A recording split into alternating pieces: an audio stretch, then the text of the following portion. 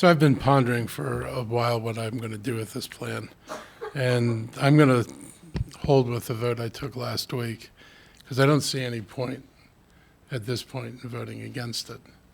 But I have different answers to some of the questions that have been posed. And I don't know where to begin, but maybe I'll start with the notion about anybody asking for planning by plebiscite.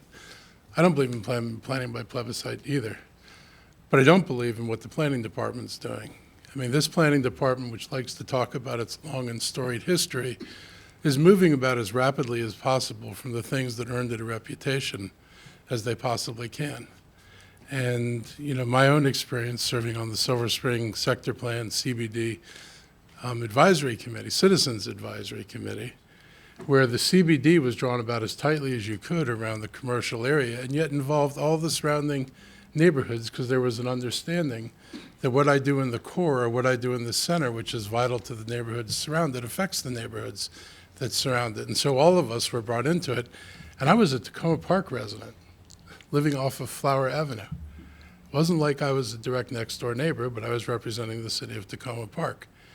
And so I think, you know, the answer is not to go to a plebiscite system, but I do think the answer is we have to move back to citizens advisory committees that have votes, that have discussions, as tedious and as painful as that may be for people who see the future so clearly that they don't want to be bothered by people who may not see it the way they see it.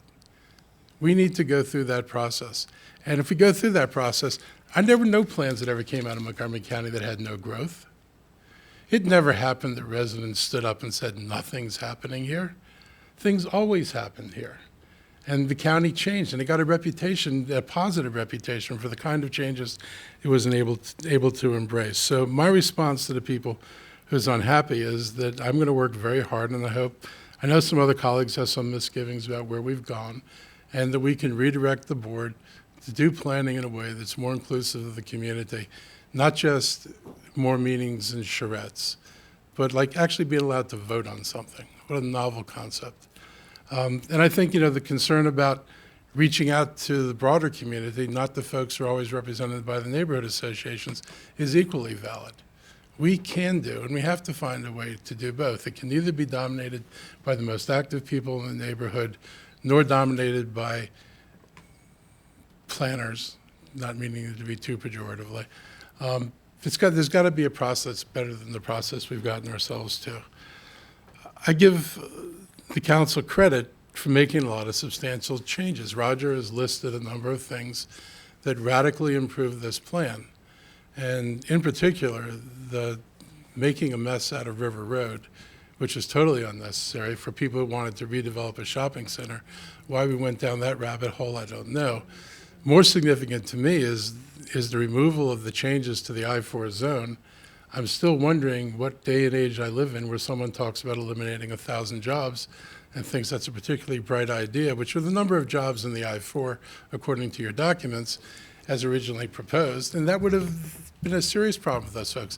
We don't have a lot of I-4 land in this county. I-4 land has been disappearing in this county because it's not called I-4 anymore. The point is that where you've got jobs, they may not be the prettiest buildings in the world.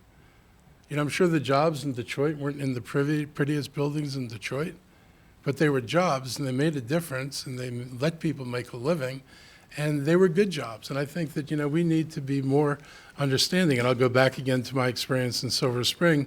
One of the things the CBD plan did was we left the light industrial at the edge of Silver Spring alone.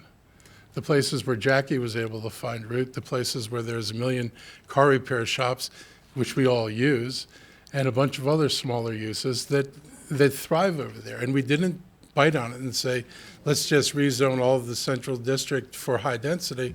We said, this is appropriate and this is okay. Everybody knew it wasn't beautiful, but everybody was okay with it just the same.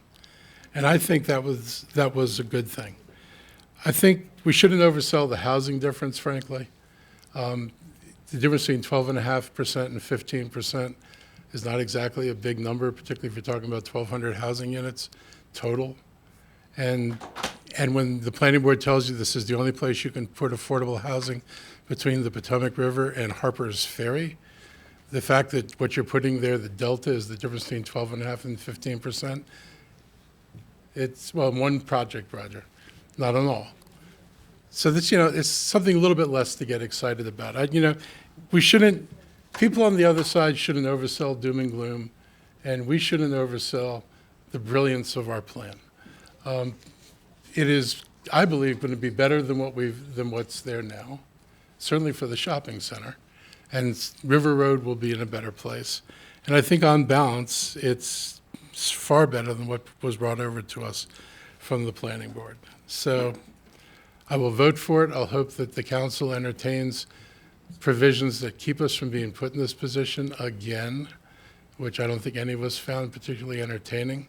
I want to thank the community for their hard work and for, continuing to talk about this and to continuing to think about it. And nobody gets everything, and, you're not getting everything, which I think you're getting a far, far better plan than what this started out to be. And I think that the council's actions will make it for a better environment over there than had we simply adopted what came over from the planning board. So I will vote for this. I need a motion to approve the resolution. Madam President, I move for approval. Moved by Councilmember Katz, seconded by Councilmember Reamer. All in favor? Please raise your hands. It's unanimous. Thank you very much, everyone.